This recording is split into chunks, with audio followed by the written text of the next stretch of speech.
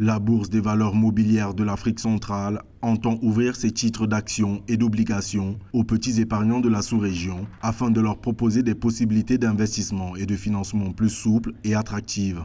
Avec un volume d'1,67 million de titres échangés en 2019 pour un chiffre d'affaires de près de 20 milliards de francs CFA, la Bourse unifiée d'Afrique centrale prévoit pour l'année 2020 la mise en place d'une grille tarifaire du marché financier qui soit compétitive et attractive. Les actions sont là. Elles sont là au niveau de la BVMAC. Elles sont disponibles. Et elles attendent que vous puissiez voir votre courtier, votre trader comme nous appelons, et lui dire, voilà, j'ai 50 000, je voudrais ouvrir un compte titre. Vous ouvrez le compte titre. Vous pouvez donc maintenant acheter les actions, les obligations que nous venons de côté. C'est ça que ça signifie. Ce n'est pas vraiment des choses en l'air.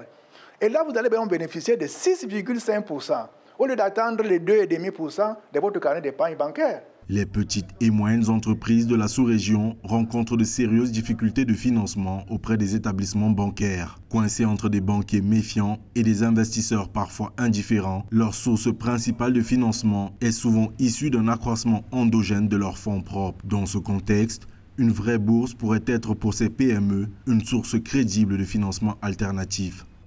Donc aujourd'hui, qu'est-ce qu'on peut dire à nos PME? C'est de ne pas avoir peur.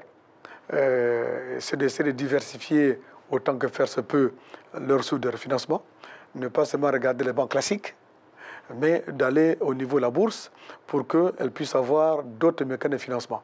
Parce qu'après tout, lorsque on monte une entreprise, qu'est-ce qu'on a besoin? On a besoin d'avoir des fonds propres. Et les fonds propres sont souvent complétés par un financement bancaire. La CEMAC dispose d'un tissu non négligeable de plus de 1000 entreprises en se référant uniquement aux organisations patronales les plus représentatives. Cependant, il sera difficile de faire de la Bourse d'Afrique centrale une place financière forte si les entreprises les plus dynamiques n'ouvrent pas leur capital à l'épargne publique.